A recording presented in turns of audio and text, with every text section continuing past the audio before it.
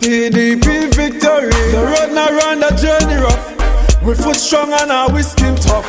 So many dots have been thrown at us. Real Spartans never give up. Yeah. The winds of change blowing your way. Bust off those chains. It's a brand new day. It's not a dream. It is for real. We have jubilee. PDP victory. Yeah. PDP victory. Tobagonians are born fighters. Carry the genes of our ancestors. You change hands so many times, mama. To get your freedom, you have to fight back. I see the many scars upon your back. I have found that Tobago gets more done when Tobago goes for Tobago Centric Party that does not have a base in Trinidad. Because Tobago has to mind Tobago's business now. We have not mind our business for the last 21 years. We're minding the business now. PDP victory, yeah. PDP victory. Your enemies you shall see no more. Tobagonians will live better off. Better opportunities for the poor. Victimization it will be no more. The winds of change blowing your way. Bust off those chains. It's a brand new day. It's not a dream. It is. And good morning. I am Jamie Beard, and it's a pleasure to be here with you this morning.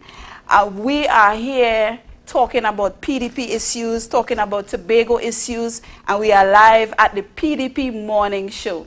Dwayne, tell us something about yourself. Hi, good morning, everyone. My name is Dwayne Nurse. It's a very much a pleasure to co-host with you this morning. And might I say how lovely you look. Thank you, thank you. It's a pleasure to be here. Good morning, Tobago. Good morning, Trinidad and Tobago, and to all the listening public. I want to extend a great morning to you and those who might be listening far and wide on the various platforms we have here. So again, good morning. One of our focal points this morning is to really bring it to you, the viewers, clear as day as to what our intentions are, with no blurred lines, with no subjectivity, but to be objective about where we are going as an island, that we are focused on Tobago, and we are going to be having such an awesome time for the next hour. So you'll be able to find us here from 8:30 to 9:30 weekly, Monday to Friday. So welcome again. So this morning, we want to introduce ourselves to you because, we'll be coming to you weekly. Yes. It's now fresh on the campaign trail. So we want to let you all know what our intentions are, why we're here. So Dwayne, you want to share with us? Of course. I mean, the purpose for which I'm here, of course, is because for those who know me, I love people. And naturally, being a part of politics would be something that I would love to be a part of. So I'm here to be a part of this desensitizing, the discussions about politics, because I'm a patriot of Tobago, and I'm sure many of you listening could definitely share the same sentiment where that is concerned. So that is why I'm here, to be a part of this lovely discourse. Great. That is awesome, and it's such a pleasure to be having this conversation with you as a young man, as we share the same view. For me, as you all may know, I was a candidate in the last election in January, all right? And for me, it's quite a personal undertaking at this point in time, because we need a reflection of the Tobago idea, the Tobago identity. And I think it's quite important now more than ever that we erase the lines and start talking about Tobago issues, start treading our way forward in how we are going to progress. And so we need to have real personal conversation, addressing the real ground issues, the issues that affect you, the everyday man.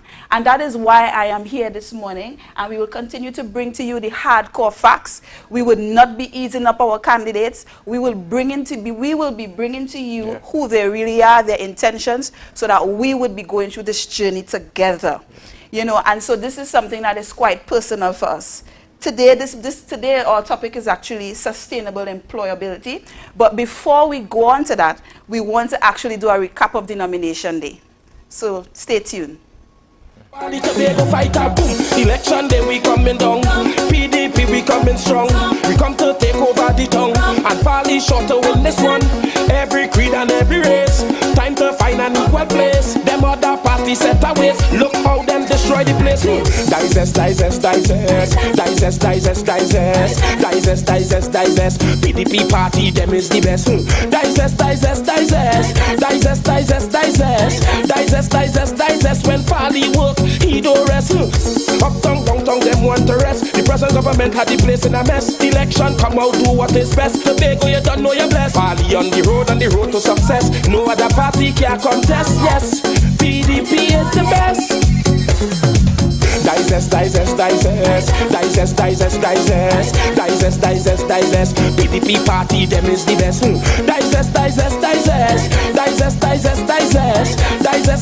Digest. When Fally work, he don't rest. Feel the power, PDP. Almighty God, we want to thank you for your love and grace. We want to thank you for all that you have done for us. We pray, Almighty God, that you will protect us today. We pray that your Holy Spirit will lead us today. We pray for no incidents, no incidentalities at all. We pray that we will be able to file swiftly, smoothly, quickly, and be on our way. And that by the time we get to lunchtime, all 15 of our candidates will be duly nominated. We thank you for what you have done for us so far. And today begins the real campaign. But we need you to lead us. This we pray in your most holy and blessed name. Amen.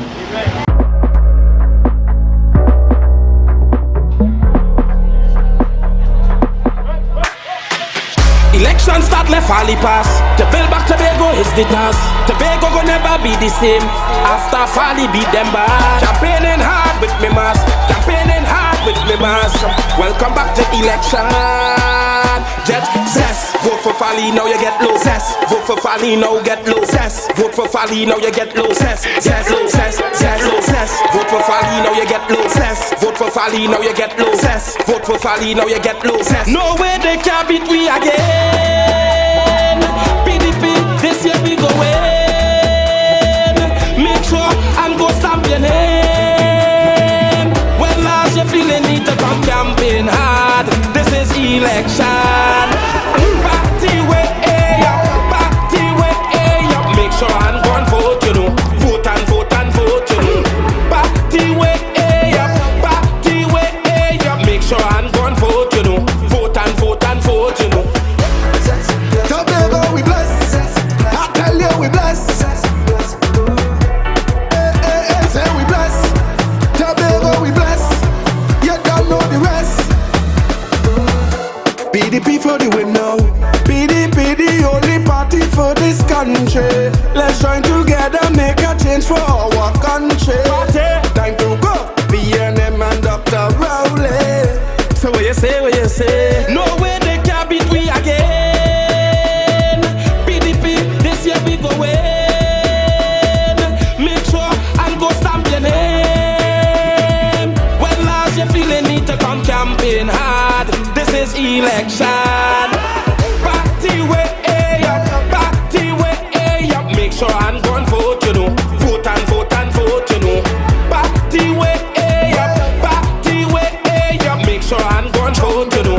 Vote, you know. Tobago we bless. I tell you we bless. Say we bless. Tobago we bless. You don't know the rest. PDP for the win now.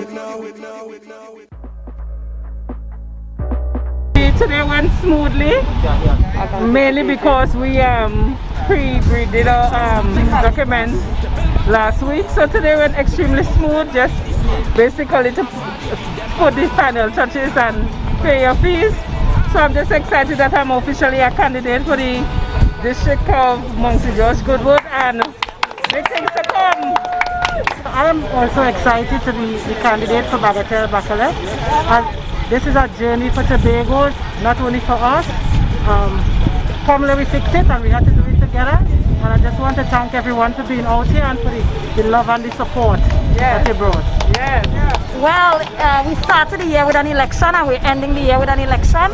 And I am expecting that Tobago would come out and make a difference at the polls on the 6th of December.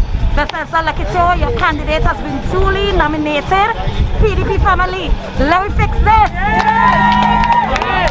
I'm proud to be representing the area of Darrell Springwim, and as my comrades would have said, it's time for us to bring about meaningful representation to Tobago. Let me fix this! Yes, no, Mariah and PDP family. We at it again.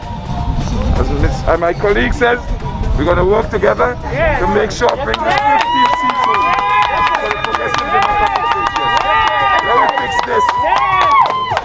I am honored again to be selected by the PDP to finally take the seat from the PNM, the seat that all they held. This time, we are going to do it. Who said not yet? Raise their hand. This time, we're going to do it. Hard. This is election. Party way up, party way up. Make sure I'm going vote, you know. Vote and vote and vote, you know. Party way up, make sure I'm going vote, you know. Vote and vote and vote, you know.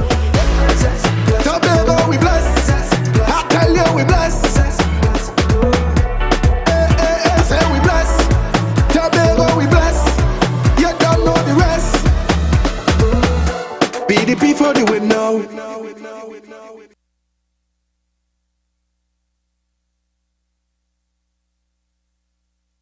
And welcome back.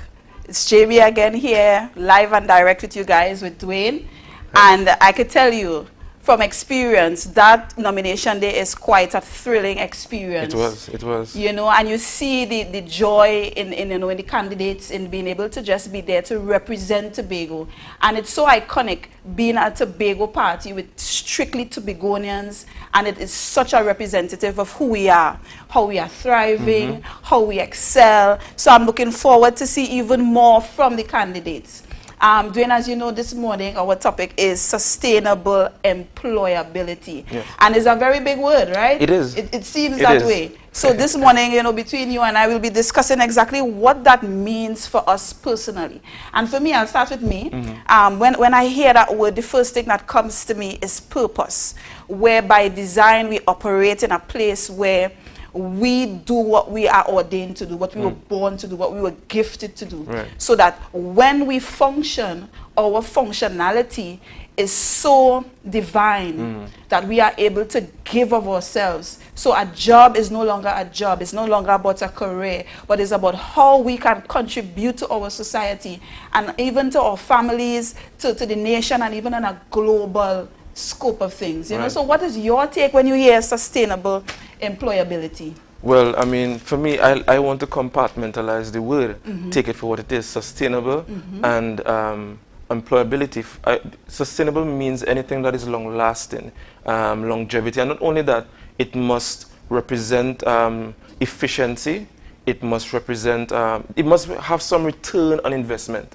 So when I hear the term sustainable employability, for me it is the ability to operate in a place of employment, right, where your efforts match your returns, and you're patriotic about what you're doing in this space of work. That is what it means to me. Excellent, excellent, and well said, well articulated.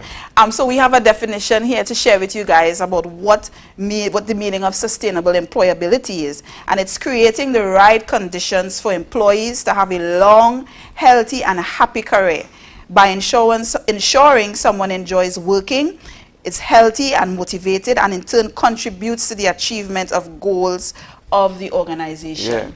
Right? So that gave us an even clearer picture. But at the end of the day, we are going to humanize these statements, because it's easy to find it in a dictionary and it gives you a definition. But no, the reality is the application of it. Allowing it to be fertile and for it to must be blossom practical and relative. That's right. And so this morning we're going to have a really nice experience. Yes, we are. Because you know who coming on this morning to share with us? Well, we have this morning to help with this discourse Assemblyman Farley Augustine. He is the area representative for Partiville Lansome Speyside, and he is the PDP candidate for that area. And more than that, he is the PDP hopeful candidate for the Chief Secretary in waiting. Good morning to you, Mr. Augustine. How are you this morning? Should I call you fact-finding Farley, faithful Farley? What term should I call you? Or is it Farley? It would be sufficient. Farley will be sufficient. Good morning, Dwayne. Good morning, Jamie. Good morning, Tobago. Glad to join you all. Brand new program, and glad to be your first guest on your program this morning. We are very much too elated, and I'm sure my colleague here is. It's a pleasure sharing space with you this morning. And listen, we are going to bring it to you straight and direct. We are not going to ease you up because it's really about representing Tobago. So yes. I hope you have on your big boy pants this morning, right? Well, I wear short pants this morning. Underneath the beautiful shirt, I have on short pants, but that's okay. All right. So, Dwayne? So, what does, when you hear the term sustainable employability, what does it mean for you, Brother Farley?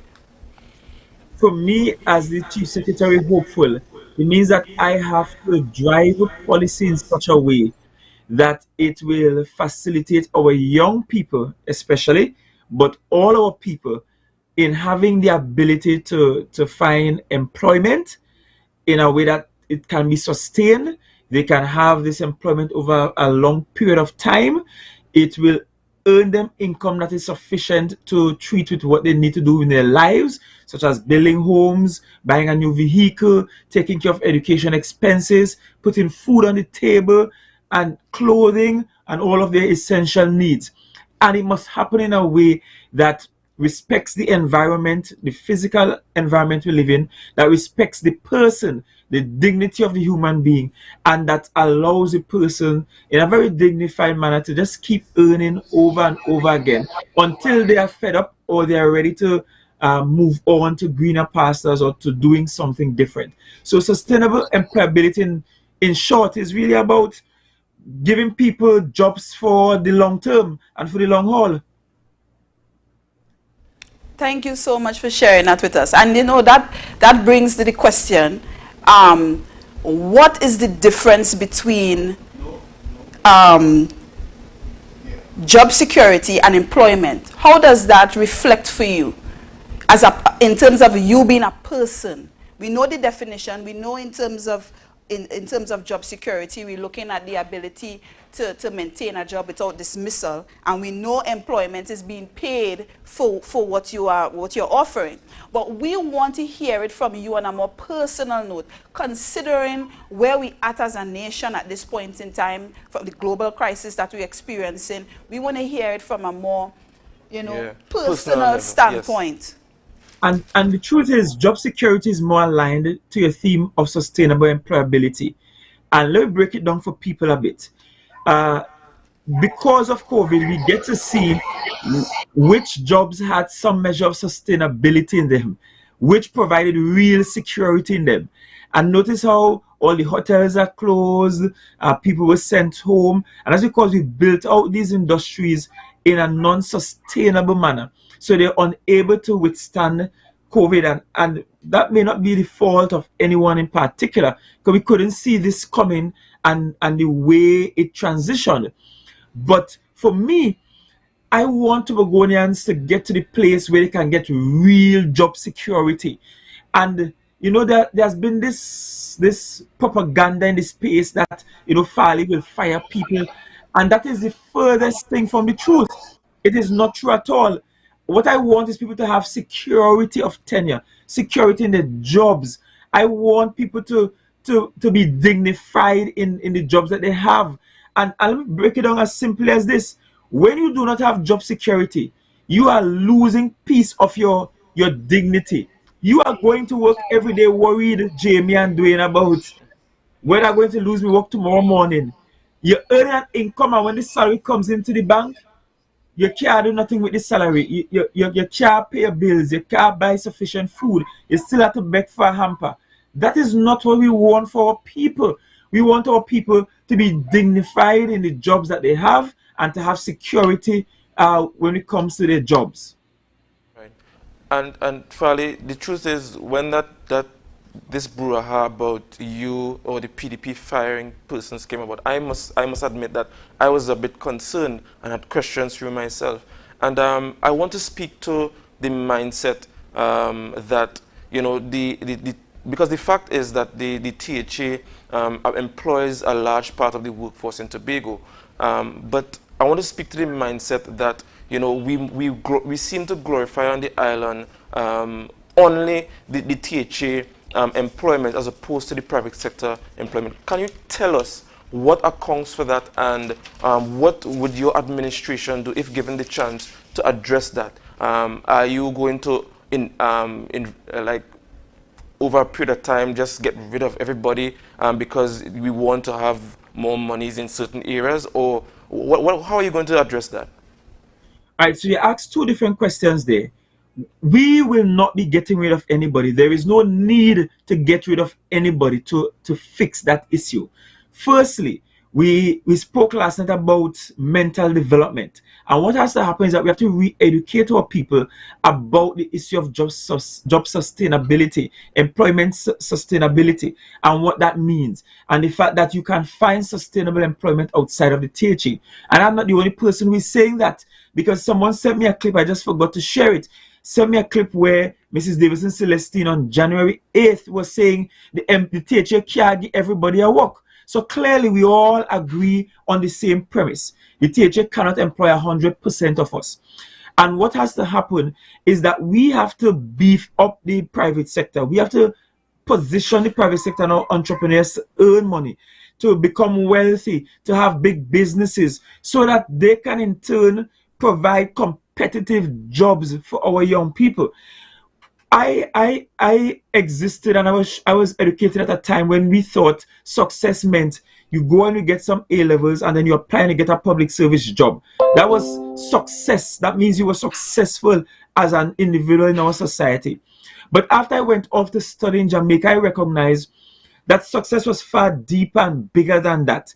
And I had friends in Jamaica who thought everybody in Tobago were teachers, because whenever they asked us to go in and they study with, we're doing, you teach a teaching, we're doing a teaching. And the reason for that is because many like myself, we can't find nothing else to do.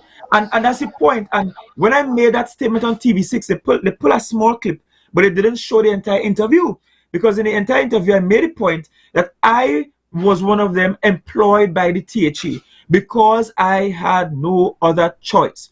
However, if it is we develop a robust economy, one where the tourism is booming, one where the private sector is booming, one where entrepreneurs can thrive and can have an even opportunity at the table, where contracts are not given to only a few, a minute few in the society, but the thing is spread out nice and evenly, you will see how many people will leave the THA work and pick up their own employment, will do their own business. And it's not that the THA will need to fire anybody or push anybody out. People will run on their own accord because they will see where they can become millionaires running their own business as opposed to being employed by the state. And so for me, I am at great pains in showing Tobagonians that you deserve better. You deserve more. I want you to get more. So I don't want you to get less. So I'm not going to take away the jobs that you have, because that will mean that you'll be getting less. What I want to do is to ensure you get more. You must get more. And I must give you the opportunity to have a choice for yourself. And let me give you an example. The young lady who did my engagement, Asha Maz, and I have not spoken to her about giving this example or calling she name. And the last time I checked, I think Asha Maz is a PNM, right? But Asha Maz, she organized my engagement. Asha Maz was actually employed in the Division of Education. But you know why she left the job in the Division of Education? Because she couldn't take on having to take a day here, take a day there to go and do her business in events management. And she recognized she could make more money on she own than with the THA. Nobody can fire she, nobody can run she. You know what she did? She weaned herself of the THA job and ended up in a place where she believed that she is more profitable, that she has sustainable employability. And that is what I am talking about. That is what I want Tobagonians to see, that you in and of yourself should not depend solely on the THA for every single thing in your life. You must become so independent that when Farley becomes chief secretary, you ain't afraid to call out Farley because Farley can't take away your work. That's what's happening in Tobago right now. People are afraid to talk about because they're afraid victimization. And victimization is real because we do not have sustainable employability. Thank you for that, Farley. So in essence, you are giving Tobago more options, Tobagonians more options. Of course, to make more to be options and dignified options and hope and listen. When I look around Tobago, and this is one of my pet peeves. When I look around Tobago, I don't see anybody in Tobago who could rank up with the wealthiest people in the country. If we should have a Forbes listing for Trinidad and Tobago of the wealthiest people in the country, I don't know that any Tobagonian will be in the top 10. And that is an indictment on the THA. It means we did not do our jobs well. Right. Because one of the jobs at the THA is ensure we could generate wealth. And I want to see some little black boys and black girls from right hand Tobago become rich and become part of the 1% too. I want to see people I grew up with drive Benz and Beamer and live in nice houses. You shouldn't have to spend money to rent somebody else's house as a villa whenever you want to flams and take a picture for Instagram and for Snapchat and for Twitter. You should be able to own that and own assets and own land. Yes. And, Yes. and it's that kind of motivation I want to give to Tobagonians this morning. You deserve more. I want you to expect more and to demand more. Stop settling for under $200 a day. You deserve more than that. You should be paid more than that in the first place. So let me help you get more than that. Thank you very so much. Thank you so much, Farley. Thank you so much. We have so much more questions that we would love to throw at you. And you made a statement that was profound, because I too fall in the category of individuals that would have been educated, yes, and the option is to come back home and work in the THA. And the drive really was to be part and parcel of this transition and to contribute to make Tobago a better place. And we see a pattern where, when we talk about sustainability, we see a pattern where even parents would have sacrificed so much, would have taken loans, would have even sold cattle, do their livestock, agriculture, to put the children through school. And in their ideology or mindset is that, you know, when you come back home, security is having a THA job. When in fact, that ability to even put your child through school, through agriculture, was a means to develop, generational wealth. Right. And so my question Correct. to you is, what has created this conditioning, that we need to be part and parcel of this to establish or to become secure? Where has that conditioning come from? And why have it been so profound and pronounced that even today the children are still in that mindset to get a THA job? Well, Hurricane Flora helped in doing this to us. If you remember, prior to Hurricane Flora, many people lived agrarian lifestyles, and we talk about Tobago being the food basket of the country. Many of our communities were involved in agriculture, and it was agriculture that sent people like Dr. Vanos James and J.D. Ella and all of these people off to study. In fact, at one time, Charlottesville had more PhDs per capita than anywhere else in the Caribbean. And that happened with people, with parents who were living agrarian lifestyles and planting the land. When Hurricane Flora came and destroyed everything people had, people recognized that, look, they had nothing to fall back on. They had no insurance. And so a government job provided a lot more insurance at the time than the traditional agrarian lifestyle. And so people graduated and moved and matriculated into that kind of lifestyle, no fault of theirs. We also have a situation whereby parents did not necessarily want the children to come and have to do the kind of hard manual work that they did. And I spoke to Dr. Vanas and he told me plainly, he said, look, he said, Farley, I didn't go off to study to come back and do the same kind of work my parents did, because I could earn a lot more money than how they work and what they did. And you can't fault someone for that. You can't fault the children of parents who grew up on the land for thinking that I need to get something that is a lot more sustainable. Right. But as we progress as a society, we recognize that that having a government job is not the only pathway to sustainable employability. That might be one. And I'm not saying government jobs are not sustainable. That might be one pathway to sustainable employability, because it might be in the public service, your pensions can be assured. Well, your gratuity, it might be late, but you will get it sometime down the road. But they say there's some sustainability in that. However, I am saying you have options, and under PDP, we will provide options for you. We will make it easier for you to do your own business and be profitable. We'll make the tourism sector thrive, so you have options there, so that you know that you can earn 2, 3, 4, 5 income. You can decide if you want to leave THA and do your own business and earn. When you come out of school, you can decide if I want to work with THA, if I want to work elsewhere. The thing must become so competitive that the THA must struggle to find people to come and work for it. We must have to beg people and raise the salary to incentivize working for the THA, because you have attractive alternatives.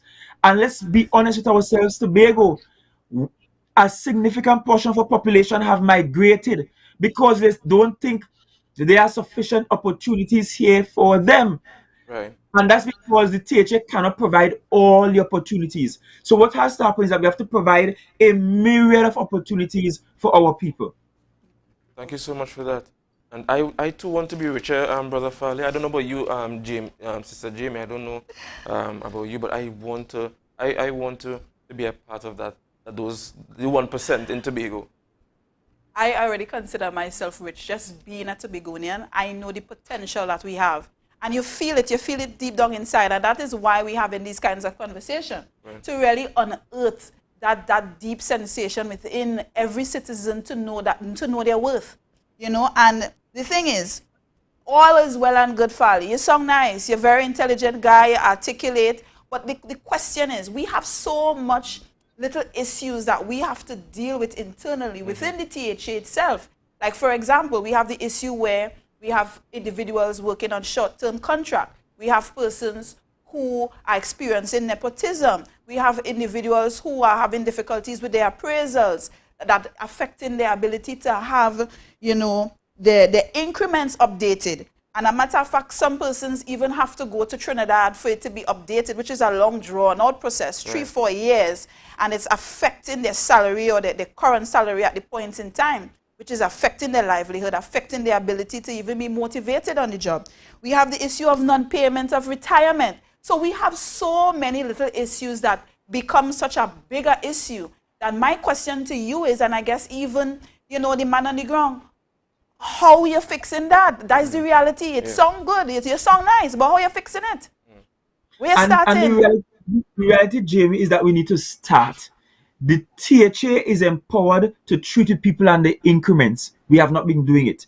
The THA is empowered to get rid of short-term contracts and either issue longer-term contracts or write through cabinet for the service commissions to increase the number of substantive posts. We have not been doing it. What needs to happen is that the THA needs to do its job and to stand by its workers. And I'm giving a commitment now that those people on short-term contracts for an inordinately long period of time, you can consider yourself just as good as permanent. In fact, the industrial court in rulings in the past have said that. So that's nothing new. So we consider yourself just as good as permanent. I also want to make it clear that for our teachers, those waiting for the upgrades, that your upgrades are already approved, you do interview, everything. I'm saying to you, we will just do it. I don't understand why they have not been doing it. And part of the reason might be because they want to not do it so that they can save money on the back end and ensure that they use that money and pilfer it and all sort of madness. That ends as of December the 6th. We will fix those employment issues immediately. In fact, that's one of the first things we want to tackle especially out of the divisions like health and education, and works where it's most prevalent. We want to fix those issues. But let me also say, one of the things that we have to consider is all this talk is nice and good, yes, but there are several people who were laid off, who don't have any jobs, whose bread and butter are not sure, and who looking for some kind of handout while they're also looking for a hand up. And I'm saying that you guys, we will be targeting you for the first tranche of government incentives and assistance, because you have to get the assistance. You lost your job, your family income is significantly depleted. We have to take care of you until you get on your feet again. And many of you have applied for the grants. You have not gotten the grants as yet. You're still waiting. We will have to fix that, and fix that quickly. That has to take priority over the vanity projects that we tend to do in the THA. So it just simply means you have to realign some priorities, Jamie. We have to realign our priorities, and we just have to start. You need a chief sec with some testicular fortitude, with some guts, with the political will to start. We need to start. We're just talking about it year in, year out. We're not starting. Let me start. But Farley, again, we need to take we heads out of the clouds. A lot of people on the ground feeling the pain. And the reality is a lot of people know what's going on, they're not doing. Yes, they are. And the reality is that money is an issue. Because now we have been shut down for nearly 2 years. So that revenue, we don't have that to work with. So even in you saying that, people still calculating in their heads where we getting the money from. So it sounds all well and good. And that's why I said we have to reprioritize. And let me give you an example. If I was chief secretary, I would not go and spend $41 million to buy 10 acres of land when the THA is the largest landholder on the island. I will prioritize the use of that money. So in other words, you have to change our priorities. And it's more than just not having money. It's about how we manage the monies we have. So we have to change our priorities. I would spend less. I mean, we're in lockdown. Since we're in lockdown, I will not be exhausting a lot of money on projects that can't bring in income. And so we have to take care of those who are most vulnerable now. They have to be our first priority. And I'm saying you are going to be our first priority. You have lost your job, you are my first priority. Your family has significantly depleted income, you are my first priority. You are on these short-term contracts, you can't get a sick day, because if you take a sick day, you ain't getting paid. You are my first priority. You are owed your gratuity for years, you are my first priority. You have been on the system, you do your interview, you are waiting your upgrades, you are my first priority. You are at the entry level in the public service, and there are higher positions which you qualify for, and the seat and the post is there vacant. You are my first priority. That has to be our first priority. You are a contractor and THA owing you money for donkey years now and not paying money, but they could find money to pay a few contractors. You too are my first priority. So it's about how we prioritize the resources we have. When money is scarce in your house, Jamie and Dwayne, when money is scarce in your hand and your pocket, what you just do? If you know you only have $100, you go in and sit down by seahorse to look for dinner, and you only have $100. If you have $100 and you go buy stumpies and buy 2 doubles and buy a $3 softie and full your belly and cool yourself, because you have to prioritize how you spend. That's what you do when you have limited money. You prioritize how you spend. You change your spending habits and your structure to suit your pocket. That's what Tobago needs to do, and make priority those among us who are most vulnerable. And I'm giving the commitment that a PDP team will make those of you who are most vulnerable our priority. Big up to doubles and small time. There's a natural full belly right there. But staying on the premise of the teacher workers and the work environment, we want to talk about upward mobility and relate it to the fact that, you know, in other words, to give them an intrinsic motivation to become better in the workspace. How would you link that, and at the same time guard against people only flocking to the THA? I know you would have mentioned some things before, but I want to kind of zero in on that. Let me just repeat the upward mobility in the workspace in the THA, and so that people could perform more, and at the same time guard against people only flocking to the THA for employment. At the moment, we can't guard against people only flocking to the THA. Well, not now, If but I the mean in the future. If the THA mash up every other alternative, there's one place for them to flock to, the THA. Right. So it's in the THA's best interest.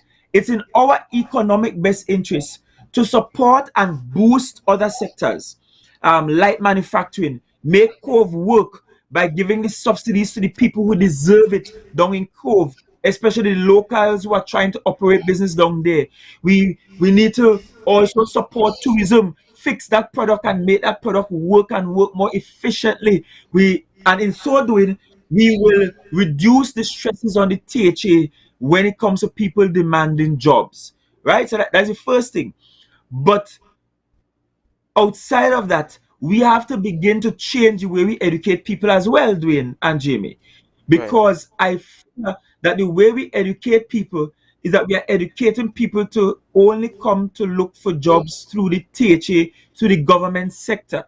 We are yet to prioritize non-traditional studies and academics. There is an urgent need for us to start to prioritize people in vocational education, for example. Yes, we in COVID and a pandemic, but people still building house, people still doing repairs, people still doing road works. In fact, right now is road works giving out more than ever. And so there's a need for vocational education, a great need for that. And we need to support those areas so that our young people can feel important learning vocational trade. We have to also support those in the creative sector. They have perhaps lost more than any other in this instance, because the nightlife has been completely crushed. It doesn't exist anymore. So all your DJs, your singers, those that will get a gig at a little hotel, at a restaurant, at a bar, they have been losing income significantly. We have to find a way to support them too and to help them get back in the business. But so in other words, we have to fix our education sector. So we educate people in a way that they will be able to capitalize on opportunities across a broad range of areas. And we also have to fix other industries so that the strain and stress on the THA does not remain. And I'm having these hard conversations with you and Tobago now, so that you are accustomed hearing these hard conversations, and so that you know that you will not have a chief sec who will pretend to you, and then as you get in power, you shut down a whole department and send home everybody like you're doing MTD. Or you will hire people weeks and some days and send them home like you're doing the reforestation program, or as you did with the reforestation program up in Charlottesville. We're not about that. We're having the hard conversations now so that you know how difficult it will be to get there. But I'm also giving you the commitment that your THA led by me will support you during these difficult times and allow you to get all the way to the next level.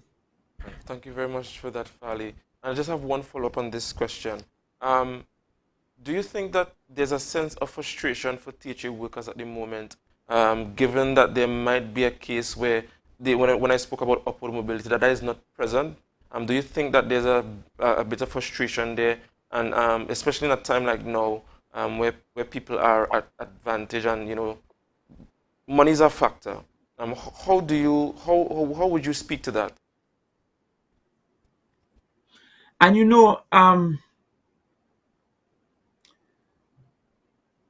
yes, money is a factor, and yes, THA workers are rightfully frustrated. They have a right to be frustrated, and they have a right to be frustrated because the system has failed and has failed them. We have failed them, meaning the THA has failed them, failed our workers. And that's why I stressed on things like public sector management.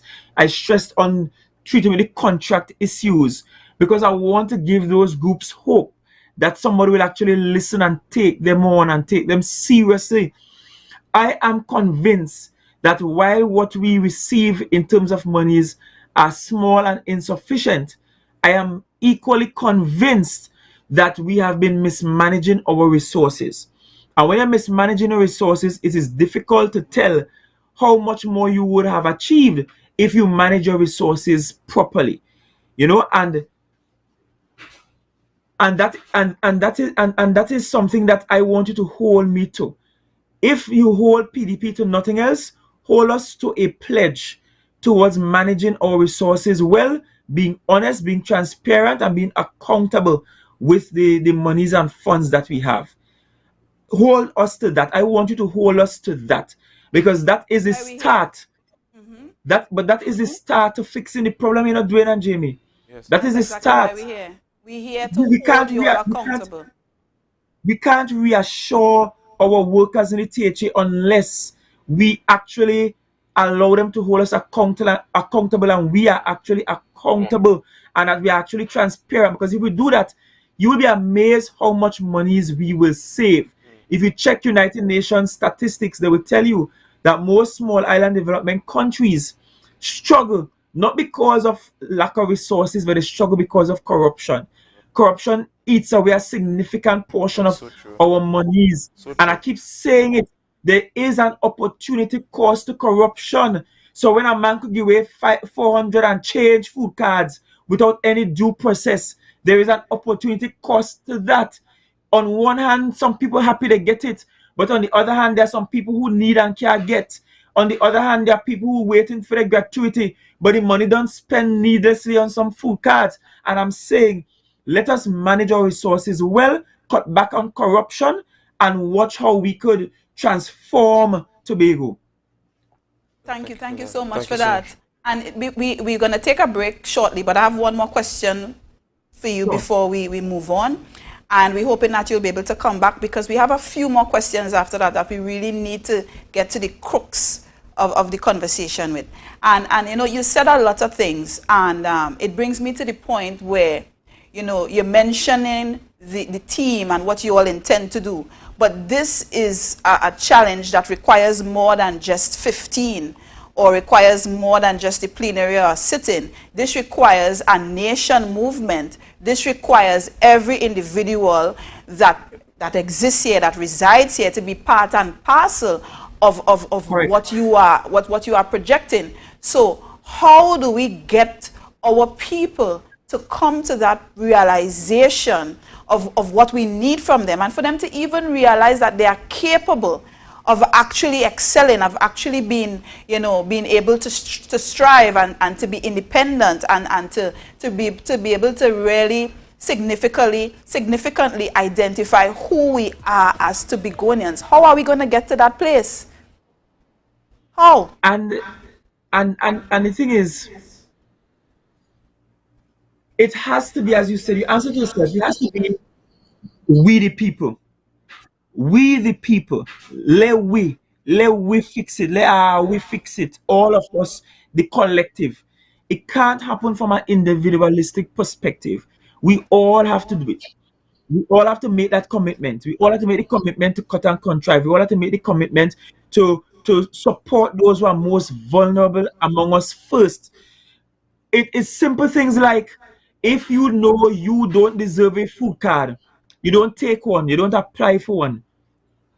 If you know that you can afford to fix your home yourself, you don't apply for a grant. You allow it for somebody who is really in need. If you know you already own 2 homes, you inherited 2 homes, you don't go and accept a government house after they call you. You could say, look, I have inherited 2 homes, right? I don't want a 3rd one. Give it to someone else in need. That is not government. That is all away. That is we the people becoming better in terms of how we want to manage the resources we own as a collective. Thank you so much. Well, we're going to take a short break, and after that we're going to come back and we're going to get back at you, Farley, because we heated and we want to get closer and closer, because we want to bring the raw truth and the facts to the people. It had no makeup here. It's the real hardcore truth. So we're going to take a quick break, And we'll see you guys. Thank you, viewers, for tuning in. We'll see you soon.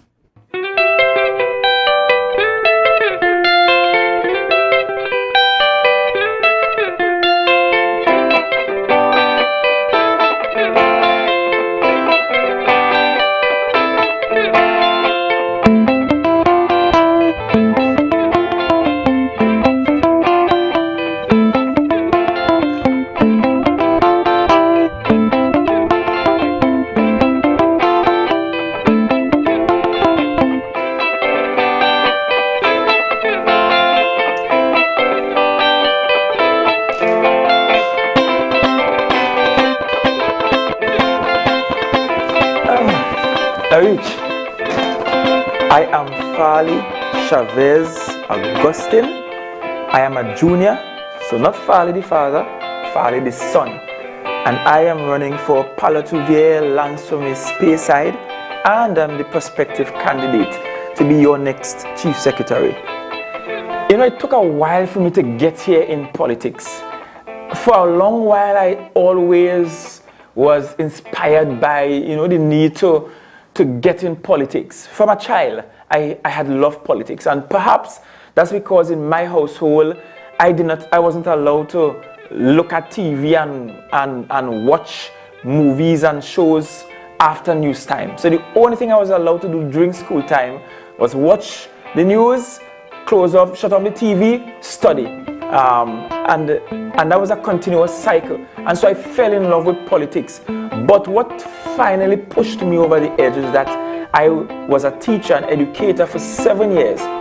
And I helped a lot of students from families who had no one going to university to actually get into university. And I was telling my students, look, if you make it through university, you will make it through life. You will be able to come back to Tobago. You'll be able to do something great. But then they were returning to Tobago, and when they return, they keep saying, but Farley, you lied to us maybe, because it ends so great out here for the university graduates. It ends so great out here for me who took my technical vocational skills to the highest level. And I felt I had to do something more. And I had to walk away from the comfort of a comfortable job, because I was teaching literally a stone's throw away from my house. I could walk there anytime I'll be in school, any hour of the day, teaching and helping students. And I had to make the decision to walk away from that so that I could create a society in Tobago that they will want to return to. That's why I'm here. Let me fix this.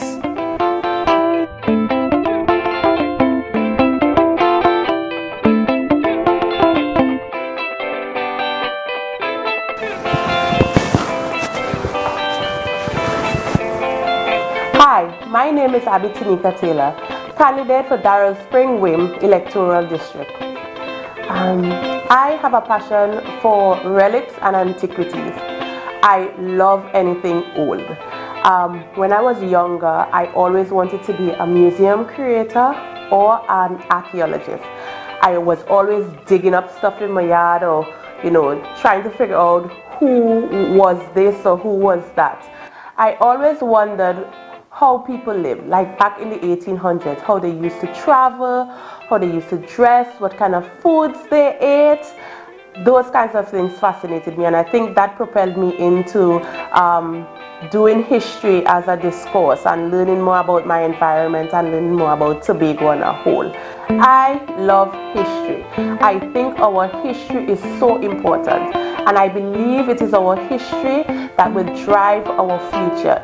It drives our development. I think a people without a past is a people without a future.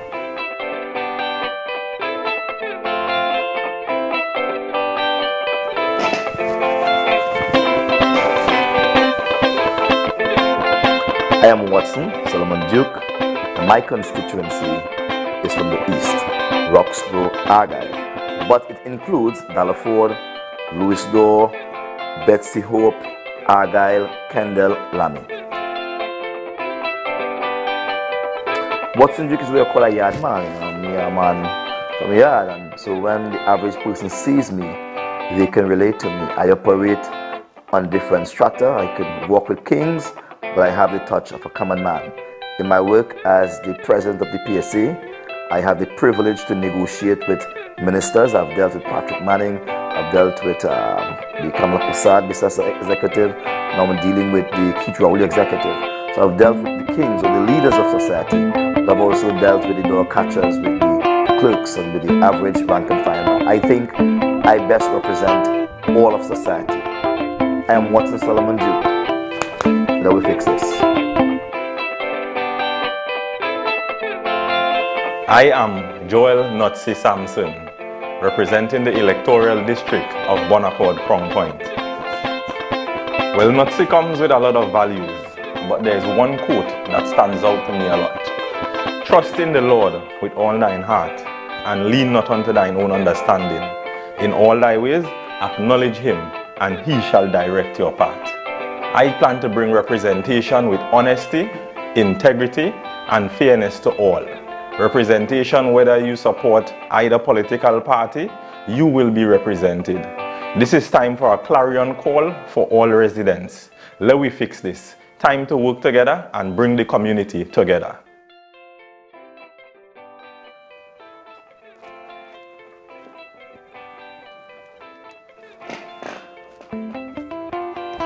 My name is Terence Baines, and I am vying to represent the electoral district of Bethel, New Grange. After 21 years, the conditions that we see in and around us, the state of affairs in families, the kind of emotions that we are exposed to even as we walk from day to day, and feeling that we should have advanced so much more than we have. I think that the time has come for some fixing to take place. And it is my hope that the people buy into this message of fixing, and that they come out and go to the polls and vote for the PDP so that we can bring some meaningful change to people's lives, and we can also bring a new governance architecture to this space we call Tobago. I am Terence Baines. Let me fix this.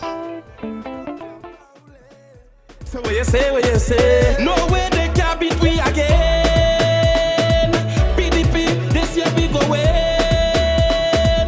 Make sure and go stamp your name. When last you feeling need to come campaign hard. This is election. And welcome back to PDP Mornings. It's your girl Jamie and Dwayne Nurse. And so far, we're back at you again. We have 2 questions. Yes. And we struck with time, so we want to make it clear. We want it to be direct, straightforward, right? So my question to you, right, is that there's a shift, there's a conscious shift on the island. And more than ever now, a lot of persons are becoming so much more clearer with who they are, what it means to be Tobagonian. And within the political scope of things, you know, locally, there is this attention to what is happening even globally, that there's this global threat that is brewing. How does the PDP, with a THA-led government, how do you all intend to even address that without losing focus on who we are as a people, or identity, or culture, and what we stand for, integrity, and not being lost in that whole survival mode. That survival mode. How do we stay focused?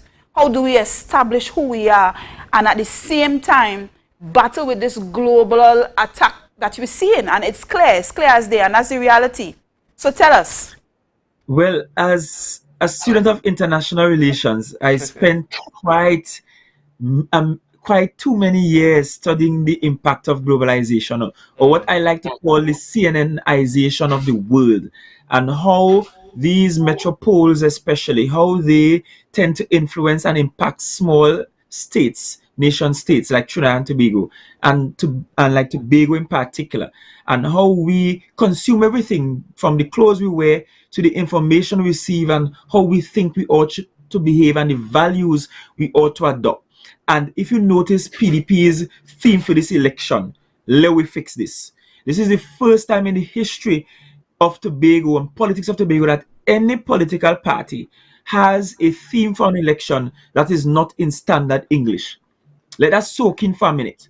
And that is because we were purposeful, we were deliberate rather, in wanting you to know that it is our intention, while we make Tobago globally competitive, it is our intention to safeguard the history, the culture, the beauty, the splendor that is Tobago. Our identity has to be preserved while at the same time ensuring that we become globally competitive. I will also add that there is money to be made from preserving your identity. There is a reason why the world thinks that the only Caribbean country that exists is Jamaica. And that's because they have been unashamed and unapologetic about their identity and who they are, their language, their customs, their behaviors. They have maintained it, whether they live in Jamaica or they live in New York. And it's that kind of mindset that will help preserve Tobago's heritage and culture. It's not just about talking it glibly, but it's about being proud of who we are. And the reason why we chose a theme in the Mesolect Tobago Creole is so that we can tell Tobagonians from now, believe in yourself.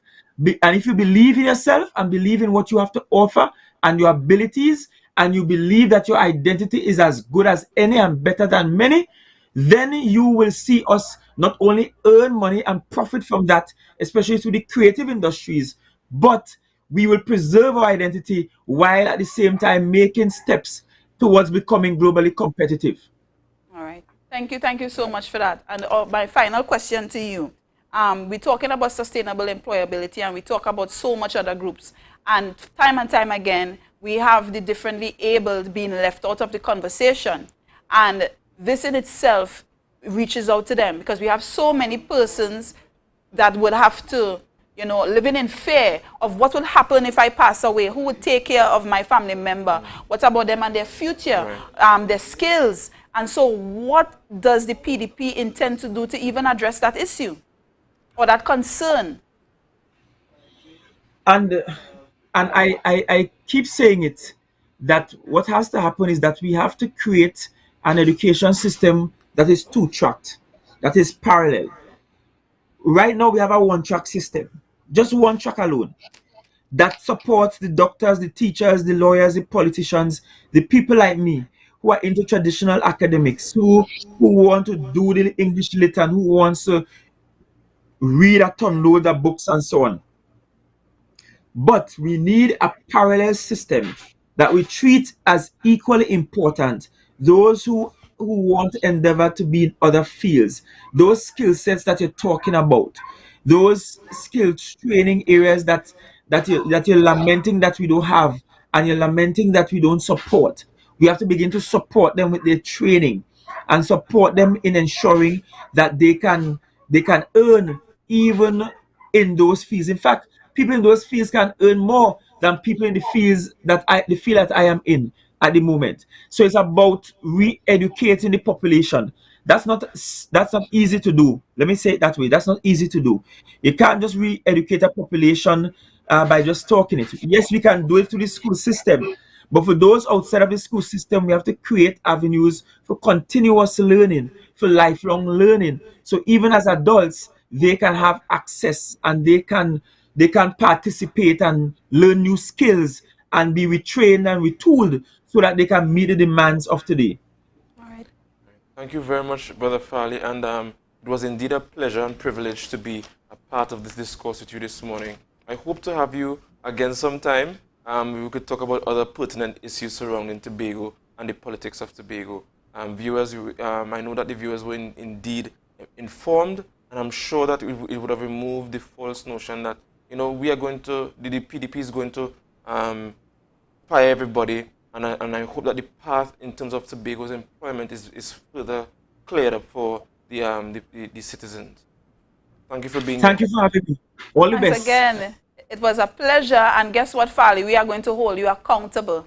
So this is taped. It is being aired.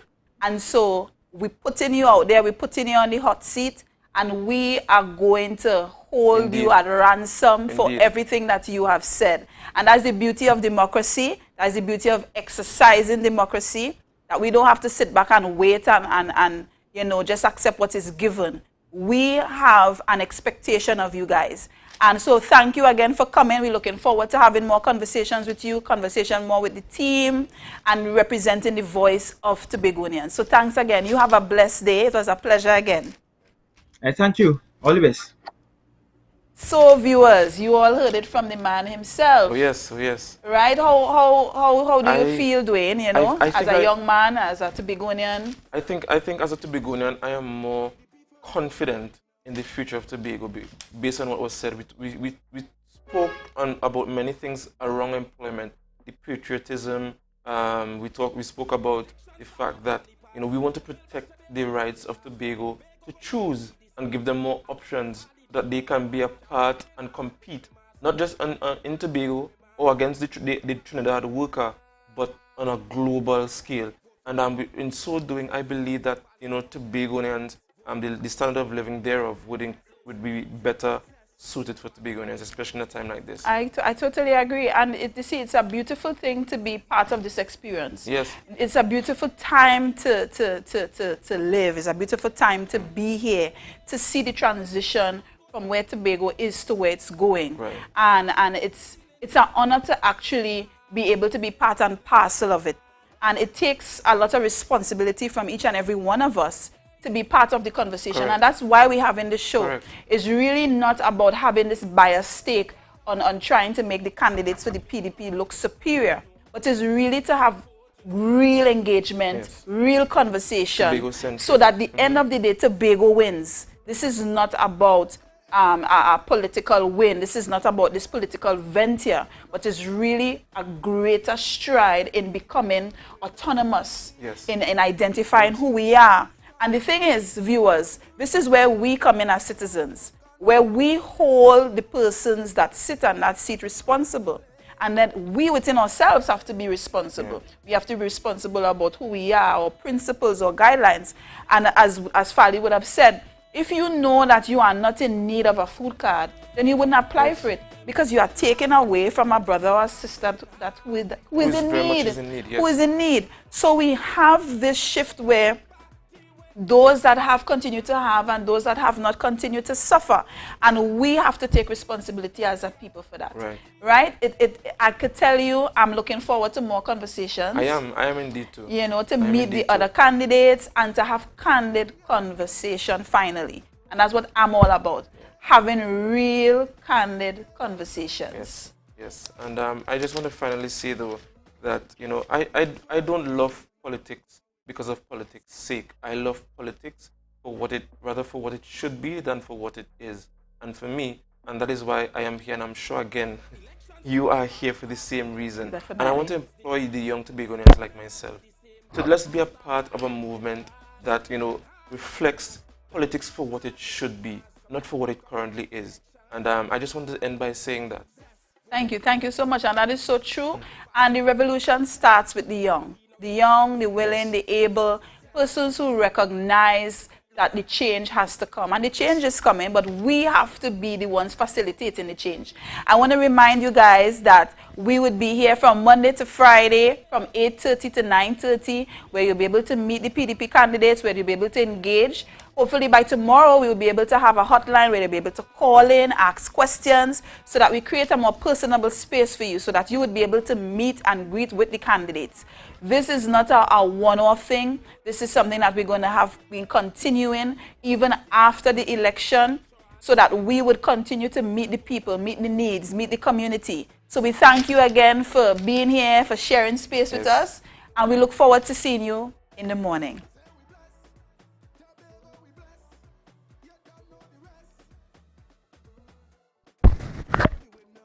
PDP, the only party for this country. Let's join together, right, make Nana. a change for our country. Party.